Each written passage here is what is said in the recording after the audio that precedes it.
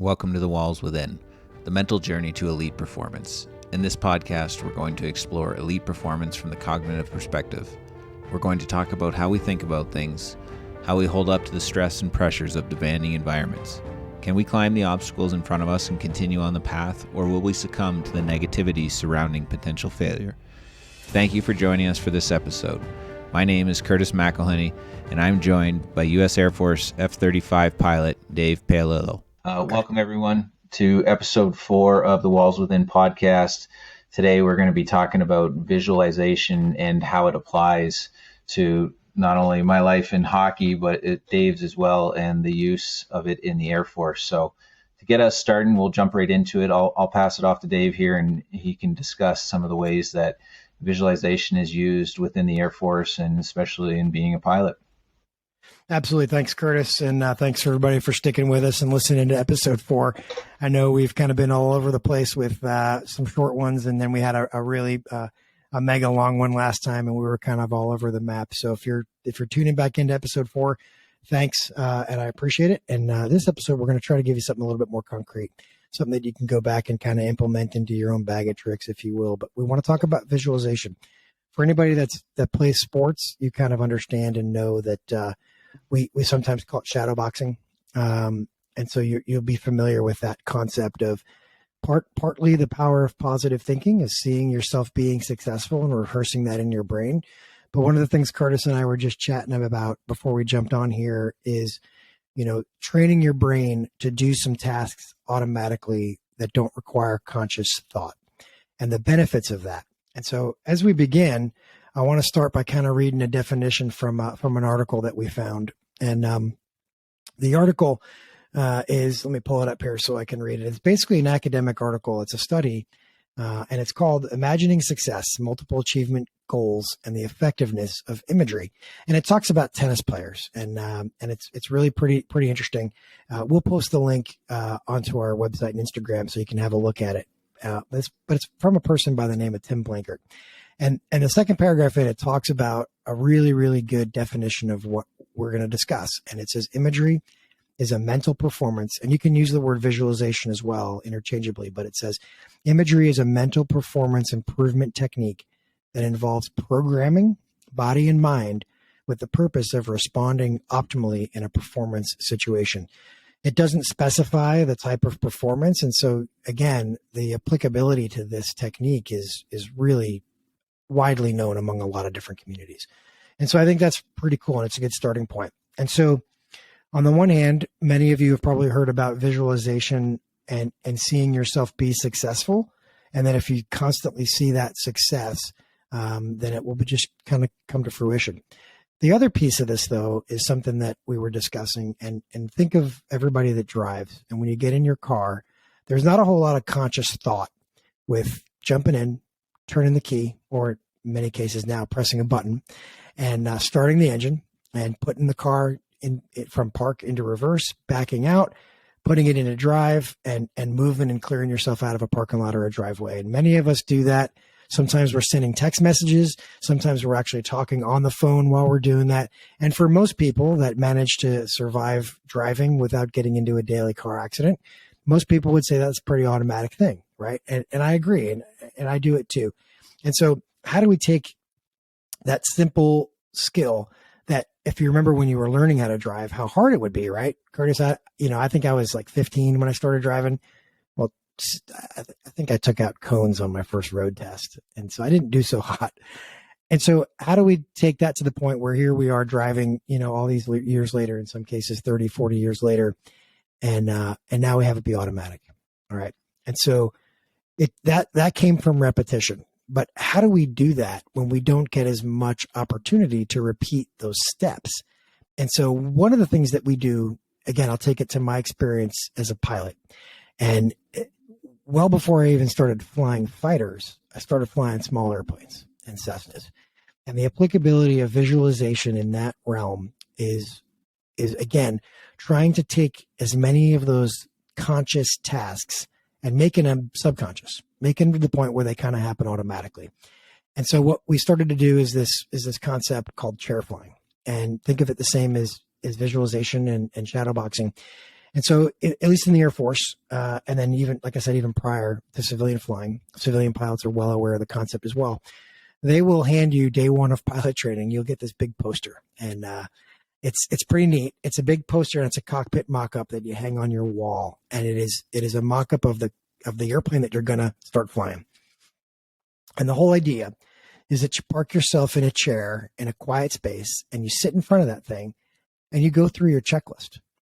And you go through all the steps that it takes from getting into an airplane that's not started, and what button do I press first?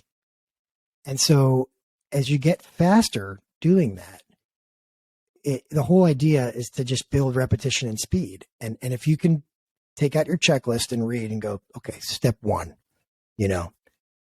turn on the battery.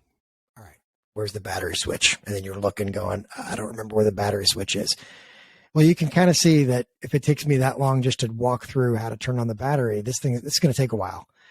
And so I want to be faster because I can't step to the airplane 2 hours early and fumble around and try to figure out where the battery switch is.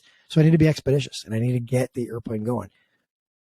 Well, as I do that, I don't get enough times to fly to train it to the point where I'm reversing in my car out of the driveway.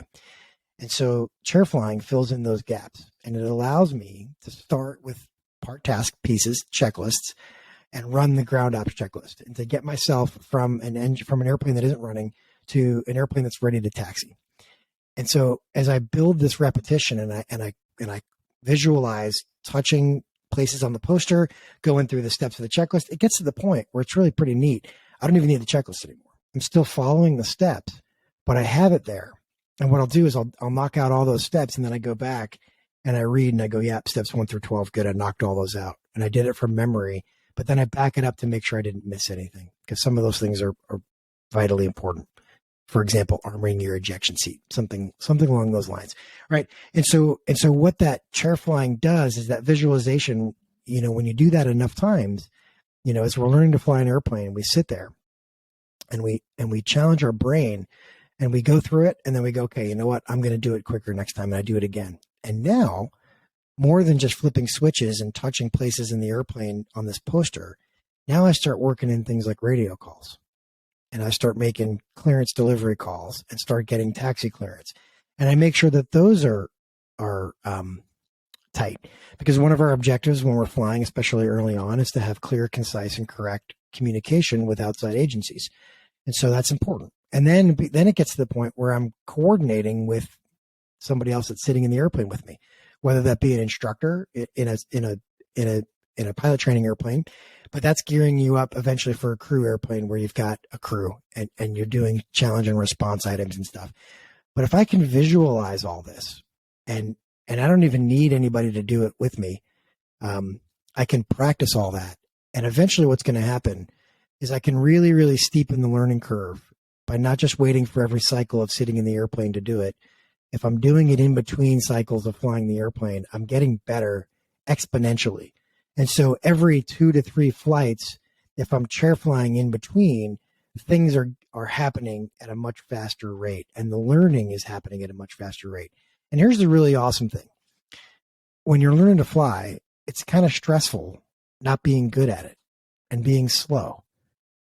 And if I can take some of that stress off, and I can be ahead of the airplane on ground ops, when I say ahead of the airplane, being caught up on a good pace, then it frees up my brain to deal with those things that I can't control. And one big example, when we're simply just talking about an airplane on the ground, is dealing with a ground emergency. If I have an engine that isn't performing properly, or I have an engine fire, or I have an electrical fire, or I have some other flight control malfunction or something, it's not going to be this cataclysmic thing, because I've got the way it's supposed to work down pat, so that when something happens and I'm efficient and quick at running through my checklist, I can jump into that, recognize it, and address it much, much quicker. And so you can see as I kind of peel this onion back, just in something as simple as taking an airplane from sitting on the ramp to getting it ready to taxi, visualization is something that's going to help tremendously. So that's one of the things. And then the beauty of this is that I don't have to do it for the whole mission. I can, and we can talk about later the applicability of doing it. But if I do these key tasks in what we call part task events or part task chair flying sessions, I can get really efficient at some key things. Another key area, and I'll just touch on it briefly, is configuring the airplane to shoot an instrument approach. All right. And so there's a lot of steps to, one, validating that your airplane is set up correctly, but also validating that you've got the correct station tuned in to shoot an instrument landing approach. We call it an ILS, or that you've got all the satellites required to shoot a GPS approach or something like that.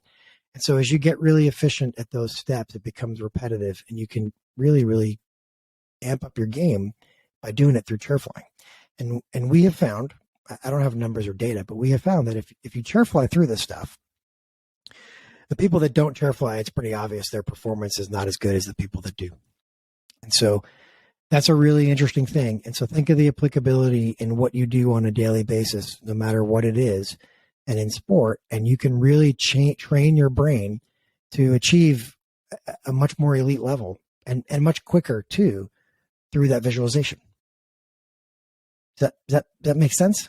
Yeah, it does, Dave. And like, I have a couple questions for you. So when you switch airplanes and just say you're a new pilot and you get put into an F-35, Yep. What is the learning curve? Like, how much time are you allotted before you're 100% familiar with that aircraft and all the functions that it has and possesses inside that cockpit? Like, do you have a time frame that they need you to be up and operational by, or is each pilot it's dependent on their skill set and how quickly they can learn to be comfortable in that aircraft? Yeah, that's a great question. So the Air Force is unique in that you have a reasonable period of time, but it's not based on you. It's based on how quickly they need you to go from academics to being able to fly what's called your dollar ride, which is your first sortie. And I will tell you that I converted to the F-35 in the spring of 2020, and I started academics, I want to say it was in the last week of May, where I had day one class. Well, 2 months later, I was flying my first sortie. And as you know, the F-35 is all single seat. There are no twin seat F-35s. And so my very first time flying the airplane was solo. So that's pretty stressful. So after 8 weeks, I've never even seen the F-35, the inside of the cockpit. I don't even know what it looks like. I don't even know anything about the systems. All I know is kind of what the thing looks like flying. And then I took it from day one of academics to 8 weeks later flying it for the first time. And what I'll tell you is, and I don't think I'm unique in this, is that first time you fly it, there is so much you don't know about the airplane. However, what you do know is all those things that I'm telling you that I just spent 10 minutes talking about is all the basics, how to get it started, how to deal with troubleshooting, how to use the radios. There's so many other systems on it though, that you're just not even there yet. Like, working all these sensors and all these other things. And frankly, I was just happy that first time flying it, I was just happy to be able to taxi and take off on time. So is that just a matter of them, you've done your two months of class work. Yep. They just want to throw you right into the fire and kind of get you up in there, and that kind of expedites the learning process of that aircraft. Is that the whole reason for it? That's exactly the whole reason for it, because you can't learn the complexity of a system like that by just reading books. You have to do it. And so the whole idea is that first of all, let me be clear. You're not going to fly the airplane for the first time and be unsafe. And so the priority is dealing with emergencies, being able to deal with an engine failure and bringing the airplane back dead stick. We call it a flame out approach. With a single engine airplane, losing your engine is kind of cataclysmic. And so all these EPs, we spend a lot of time on flying recovery and departure procedures, being able to take off and land, being able to deal with EPs, going through our checklists. I mean, the pilot checklist for the F-35 is gigantic with all the different systems issues and everything that we could have if things aren't working perfectly. So that's exactly the idea. The idea is to get you in the airplane, kind of show you, hey, you can take it off and land it, and you can go fly and do some instrument approaches, and you can go do some basic maneuvers. Mm-hmm. And then That's really where the whole world opens up is your learning curve again goes really, really very steep. So once you fly it, then you have the ability to kind of pile on now all this other stuff. But you don't have forever, and you don't have at your pace. You have at the syllabus pace. And so it's reasonable to understand that if you don't perform in one of those tasks, then you have to repeat the ride. But you only have so many chances. We call it so many rolls of quarters before the video game gets unplugged and you're done. But here's the cool thing. When you've been flying for as long as I have, and you've been doing this for a long period of time, and again, sport is no different, you figure out how to efficiently learn. So you figure out how to learn an airplane. And so the applicability of me being able to learn the new F-35 at such a late point in my career, I took all the lessons that I learned from not only being a student in the F-15E, but also teaching in the F-15E. And so I retaught myself how to learn an airplane. And so I knew what to prioritize. I knew what I should be studying, and I wasn't, opening the book on how to operate the complex, sensors. I was reading about how to configure the thing to shoot an instrument approach. And I was reading about how to do ground ops, and I was chair flying through those things. And I knew I would have time later to get caught up. And so that's kind of prioritizing is kind of another step, right? And so we're going to go through, there's a cool article in here that's got steps on how to visualize, and it's taken small pieces. And, but we don't have forever. And so, but we have to prioritize what specifically we're trying to learn and stick to that. Otherwise, if we don't scope that, we're just going to be all over the map. The amount of volumes of reading material and study material is overwhelming. And so you have to kind of know how to learn so that you can be efficient and effective at it. So I think coming up with a game plan on how to do that is critical. So we circle back to that chair flying, which is really, in essence, the visualization. And this is one of the things that I find fascinating from my perspective is that whenever I did visualization in sport, it was always, I would close my eyes and I would see it in my mind's eye. Now You have this poster board in front of you essentially, and you're going through that entire experience. When you are doing certain aspects of flying, if you have just say, do they give you a mission, or is it one of those things where you just get a rough template of what you need to accomplish in this chair flight session? Are you being coached during that, or is it all on your own and they just kind of hand you the instructions and say, this is what you need to get done, or this is what you need to visualize in this chair flight? It's kind of all on your own. So the other instructors are there to see you succeed, and they'll give you a lot of techniques, but they tell you that this is the established procedure. And then they say, we recommend chair flying. But it's kind of up on the individual to figure out how to best make it work for them. So there's no, we don't sit in an academic course where this is how you chair fly and we're all doing it like robots all exactly the same way. It's not like that. And so it's given to us as a technique to get efficient. Some folks use it and still do. Other folks maybe tried it a couple times and kind of said, you know what, that's not really my bag, and I'll just do this through rote memorization. What I'll say is, though, take it back to your point of closing your eyes. We talked about ground ops and having the poster in front of you. And that lends itself to having that situation where your eyes are open and you're looking at a mock-up of the cockpit.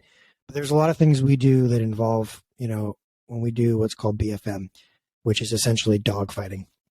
It's fundamental 1v1 where we're fighting another airplane and basically playing, cat and dog, trying to wind up on the tail of the other fighter, like you guys have seen in the movies and stuff. But when we're doing that, it's such a dynamic environment that there are small snapshots that we can take, and we close our eyes and we can look at it and go, okay, if I see this, I'm going to do this. If I see that, I'm going to do that. And it's all within relation to how the airplane is flying relative to you. If I see him pointing at me, I'm going to do something different than if I see his nose off of me and I know he can't shoot me, kind of a thing. And so we can take those little pieces and just train our brain to go, if I see this, do this. If I see this, do this. If I see that, do that. And that comes in chair flying as well. And it lends itself beautifully to just about everything we do flying fighters, because things are so dynamic, is we try to think much like a chess game.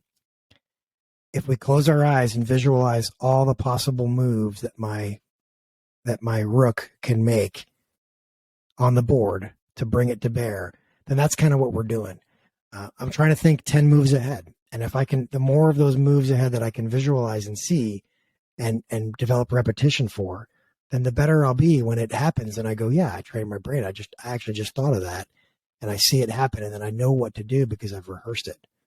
Versus I go up there blind and I go, well, I knew what the options were, but I decided not to chair fly, so I'm just going to fight what I see. You may find yourself a little bit behind.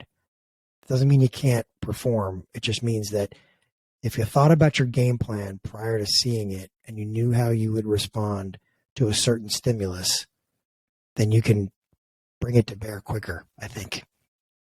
And again, sport is no different, right? Muhammad Ali talked all about shadow boxing. We've talked about, hockey players and goalies visualizing different types of saves and things like that, So I think mentally rehearsing all of those things is going to give you an edge. It's going to give you a leg up. And I'll be honest, it's scientifically proven. Don't just take my word for it. We can do the independent research, and we have. We've looked at a couple of these articles, So yeah, it's always one of those things like when I look at athletes, and there's always elite hockey players who everybody knows their names, and then there's everybody else in the league. And when I look at goalies in particular, I always try to figure out, I'm like, well, what makes an Andrei Vasilevsky just that much better than I will ever be? And I think a lot of it, what it really comes down to is, one, their ability to process information. And it's like they could almost do it on another level.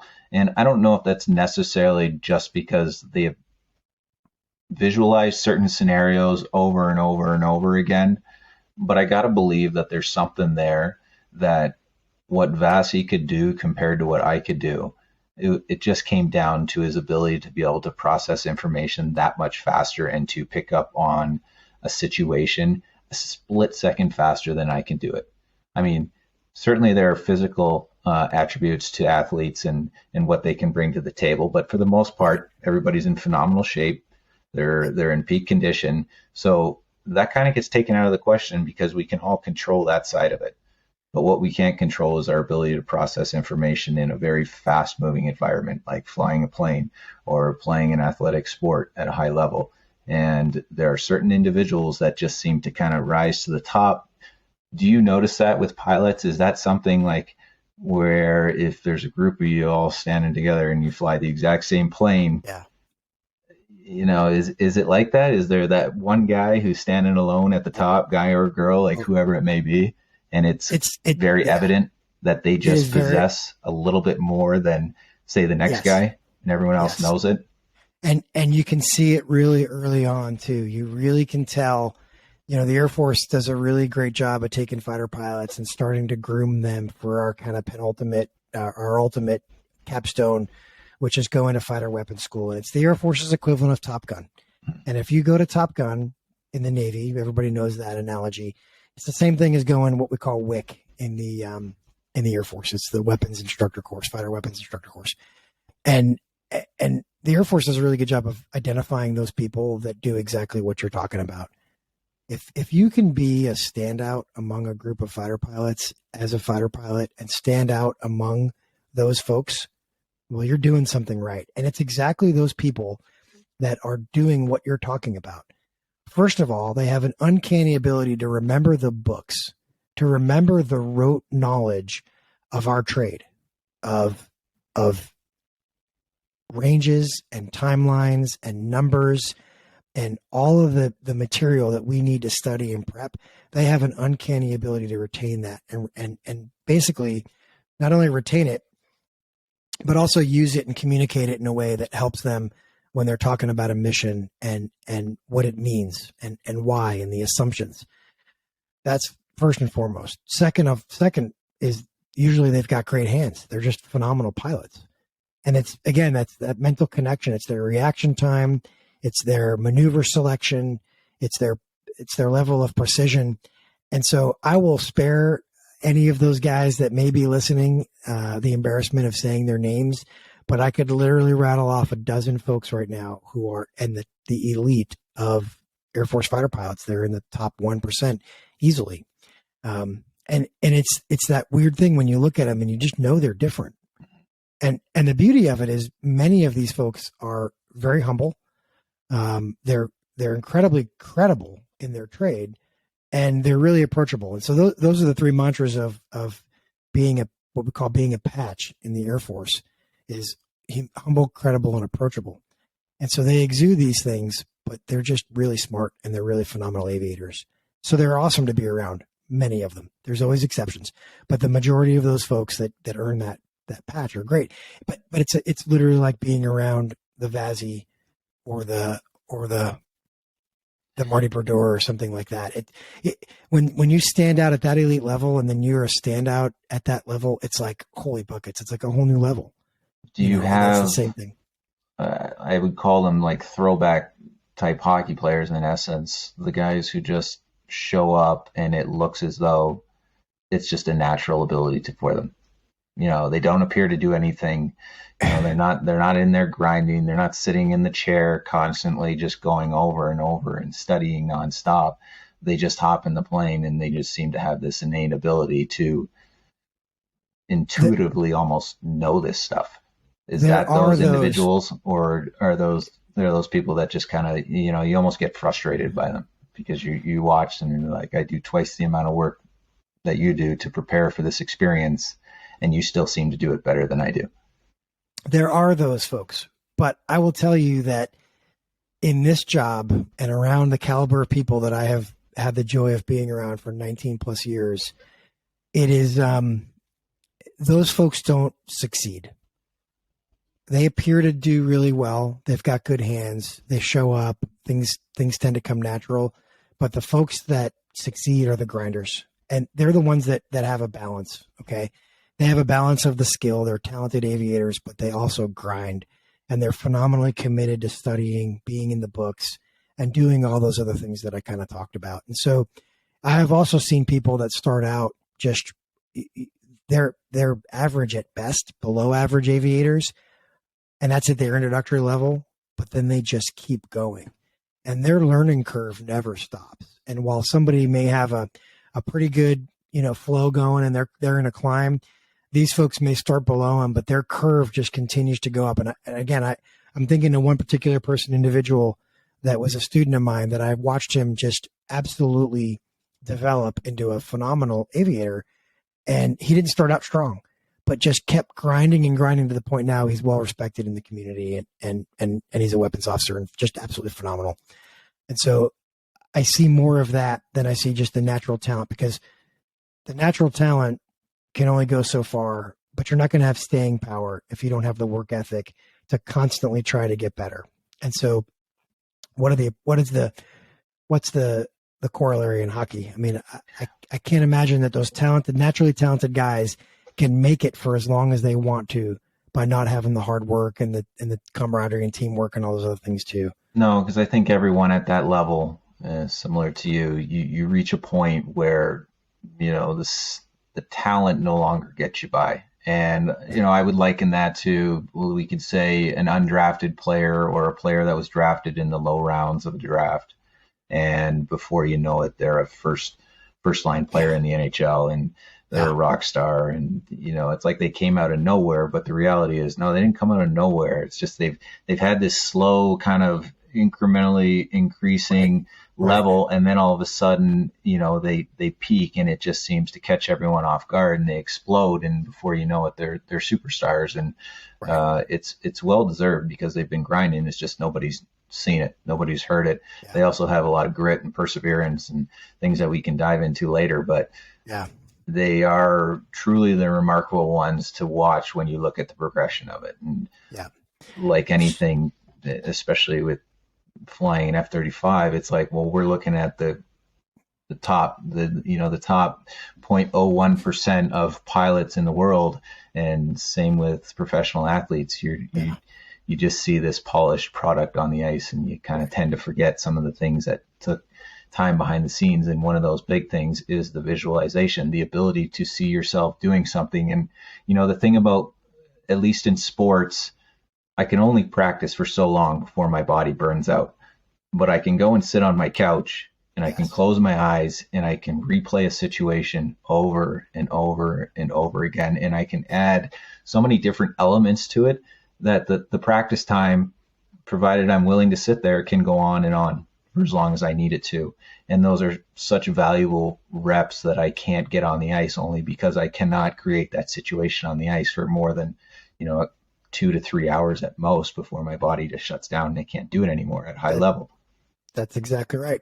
I fly, if I'm lucky, I'll get 3 flights in a week, and they're about 1.5 each. So I get about 4.5 hours of flying time in a week. But if I'm really trying to take my game to the next level, I can't just spend that 4.5 hours thinking about it. I gotta spend more time thinking and again, mentally rehearsing what I'm going to do. I still, to this day, if I'm going to go fly or ride, I will sit down and I will, whether it's in the morning as I'm getting ready in the morning, I'll close my eyes and I think through, okay, how am I going to get down to the airspace? How am I going to maneuver my formation? How am I going to manage to get myself to the target area and out? And that's with the amount of time I've got flying. I mean, I still do that, but I'm really efficient at it. And I can't just think about those things when I'm on the times where I'm in the airplane. I got to spend a little bit of time on the ground doing those same things.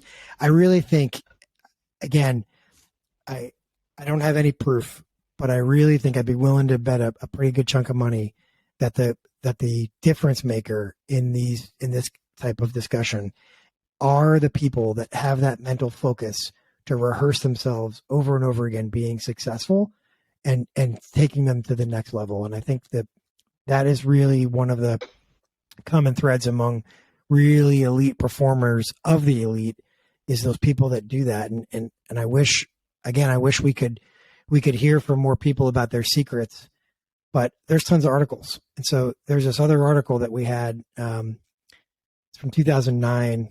It's in Psychology Today, and it's called Seeing is Believing: The Power of Visualization. It's reviewed by somebody named Jessica Schrader. And in here, and I'll read it, noted as one form of mental rehearsal, visualization has been popular since the Soviets started using it back in the 1970s to compete in sports. And we all know how successful they were. Just think of their Olympic hockey team for all those years. Now many athletes employ this technique, including Tiger Woods, who's been using it since his preteen years. Seasoned athletes use vivid, highly detailed internal images and run-throughs of the entire performance, engaging all their senses in their mental rehearsal. And they combine their knowledge of the sports venue with mental rehearsal. So it's highly detailed, and world champion golfer Jack Nicklaus has said, quote, "I never hit a shot, not even in practice, without having a very sharp in focus picture of it in my head." Even heavyweight champion Muhammad Ali used different mental practices to enhance his performance in the ring, such as affirmation, visualization, mental rehearsal, self-confirmation, and perhaps the most powerful epigram of personal worth ever uttered, "I am the greatest," which is really cool because it isn't just rehearsing the mechanics. It's also talking about rehearsing the feeling of nailing that tee shot or of landing that right hook across the jaw of your competitor, and then how that makes you feel and the confidence that it gives you. And all those feelings, holy cow. Like if you can visualize success and the mechanics, and then also mentally rehearse the feeling that you get from being successful, that starts to become like a drug. It starts to become something that you use over and over again, and it builds you up. And I mean, I think it's, the brain power to take you to the next level is pretty awesome. So.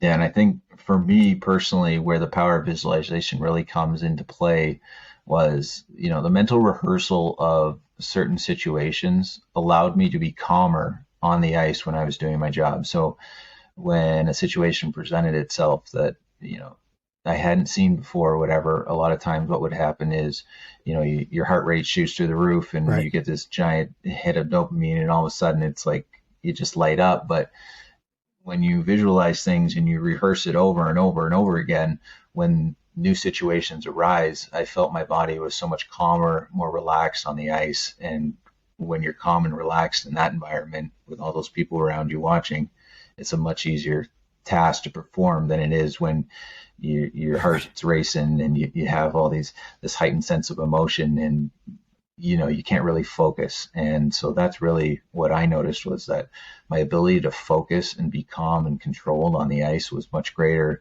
when I was consistent. So walk us through that. What visualization. What specifically were you visualizing? Individual types of saves, or fixing mistakes that you had made by letting in goals and warm up and going, no, I needed to do this. I needed to drop my pad a little lower. I needed to move my stick.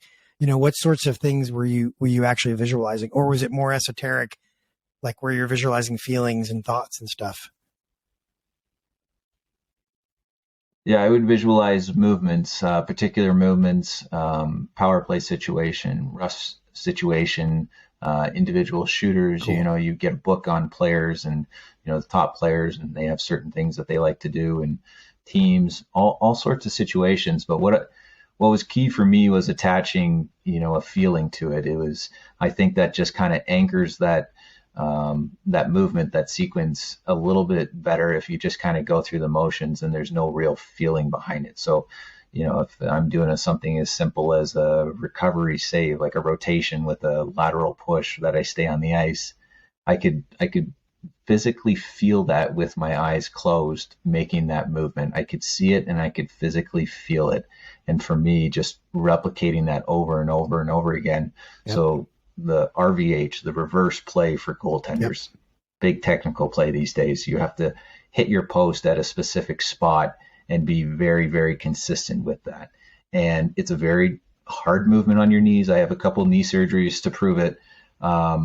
But what became critical was not only practicing it over and over on the ice, was being able to visualize that movement.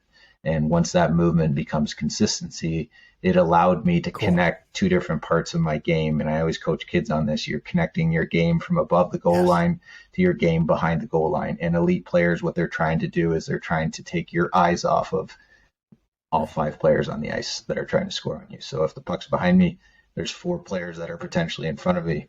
I need to watch the puck. I can't be looking at the 4 players in front of me all the time. So elite players are constantly just trying to distract you and pull your attention away from things that are trying to develop in front of the net. So visualization and being able to connect dots was so key to that component. And, we do see a lot of times when there's a younger goaltender that will come into the league, it looks like they're all over the map. They're kind of out of control.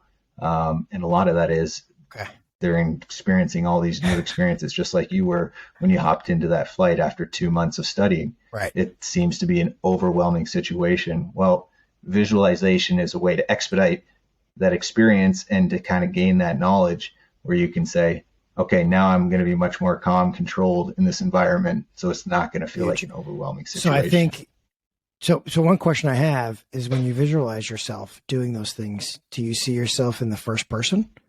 Are you wearing the mask and watching yourself move as if you're doing it? Or do you see yourself from a God's eye view looking down, or from a perspective in the arena or something? How do you see yourself executing those moves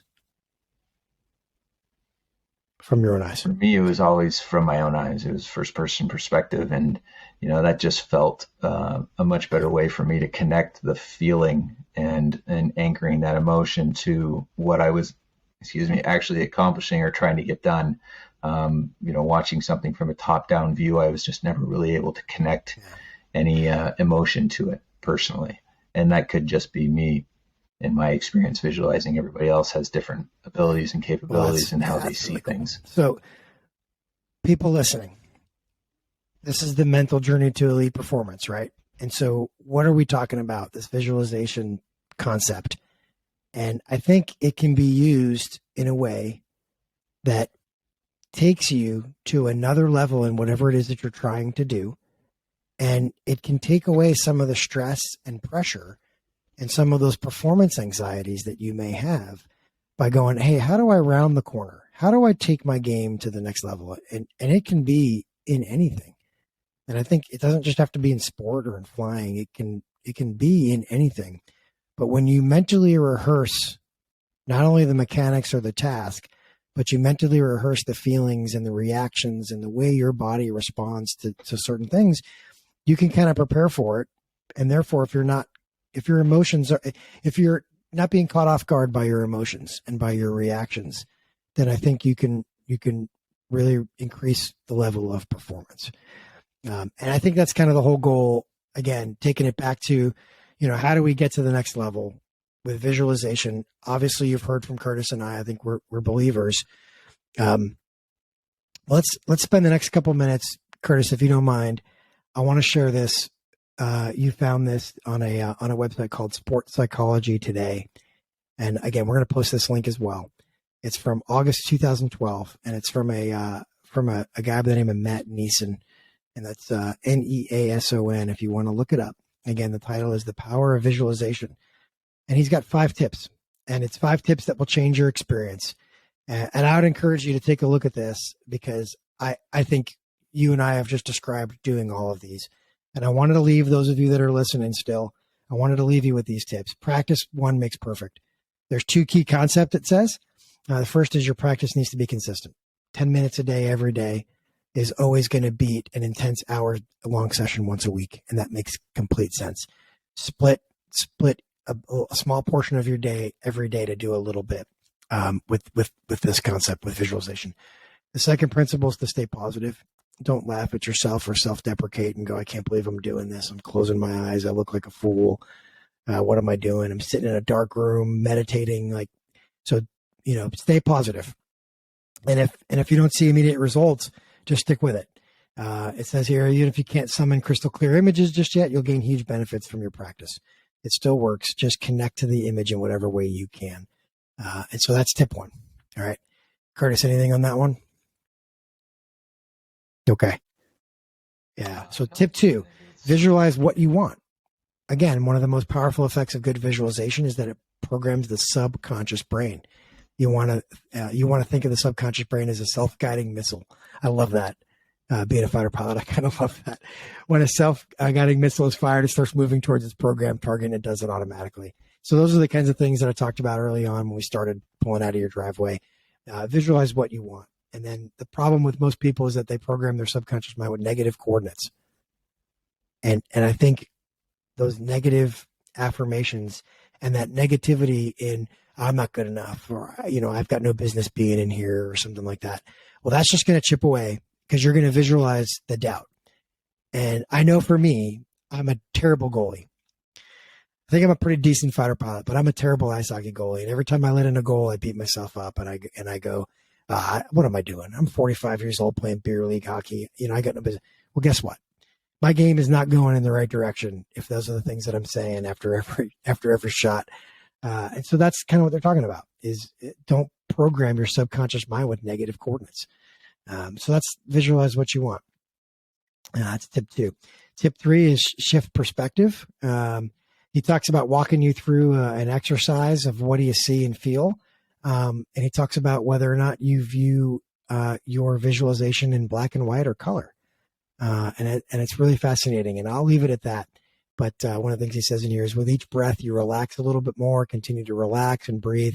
This perspective thing is sounding a lot like meditation. He's asking you, what do you see? What do you hear? What do you feel? And those are the things that you can't really practice without closing your eyes and trying to get in touch with yourself. But yeah, it's commonly accepted that being associated in visualization, looking out from your body just as you would if you were really there, is the more powerful of the 2 perspectives. Being associated helps you connect to the feeling of the visualization, which, as you'll see shortly, is critically important. So you can dabble into that one a little bit more. And tip 4, pump it up. Visualization is important, but what's even more important is the feeling it creates inside of you. I think no further than I am the greatest, Muhammad Ali and his visualization. Talk about pump it up, right? That is, it says the second technique is you can use as the spinning the dial. Spinning the dial is a standalone technique. Painting with more color, those kinds of things. The dial is connected to the intensity of your visualization. So Turning the dial up increases the intensity of the emotions you feel, while turning it down reduces the intensity. And there may be times when you want it to be a very intense visualization, and maybe times where you want it to be real low key and not a whole lot of stress. So he talks about, again, the techniques of that. And then tip 5 is follow a system. Most people have a haphazard approach. Even in the way I'm talking about it, it's very haphazard because I'm not rehearsed. But the process involves closing your eyes and just doing it. Separate yourself from the pack. Follow a system. Following a system is important because of the nature of it. Close your eyes, you relax physically, you relax mentally, bring up images of yourself, and 10 minutes later you catch yourself daydreaming, thinking about a holiday or a vacation or something like that. And so his whole point is be deliberate in your approach and set up a system and stay to that. Whether it's, it should be as outlined as a workout. If you know you've got an hour in the gym and you're going to do these things, set up your visualization to do those exact same things. Follow a system. It's a pretty cool technique. This particular person is a leading Australian peak performance consultant. And so again, I encourage you, there's tons of resources out there. This is just one of about 1,000. And so with that, Curtis, any additions on that? Yeah, I think that's just great. 5 great tips, right? And it sounds too simple sometimes. And, the reality is that sometimes simple is a little bit better, and it's the consistency of it. And, one, if you're going to put some of these into practice, don't be too hard on yourself. Everybody's system is going to be a little bit different too, right? And you need to kind of play around with some things, try some things out, and kind of find what works for you. I had a system that worked for me for hockey. You have a system that works for you right now, and what allows you to learn to fly that plane. So, you have to mess around with it a little bit, have some fun, enjoy it, but definitely make it a part of your process, because it is one of those actionable tools that will ultimately lead you to have more success in any endeavor. And it's so applicable in life. And, I wish I had done it a lot earlier. I wish I had known about a lot of these things, but that's like anything. Sometimes you find them out a little bit later, but now it's a big part of my life. And it's, when I go to do anything, it's something that I'm good at. I'm well rehearsed in now, that I can kind of sit down and close my eyes and I can see a situation. And it's perfect. Curtis, thanks. With that, I would encourage each of you to get on the Instagram, get on our website, send us an email. Really, really curious to hear your feedback. If any of this was useful for you, if you're still listening, then clearly we're touching you, and I appreciate it. With that, I've got nothing else. Thanks for joining us, and we'll see you next time on The Walls Within.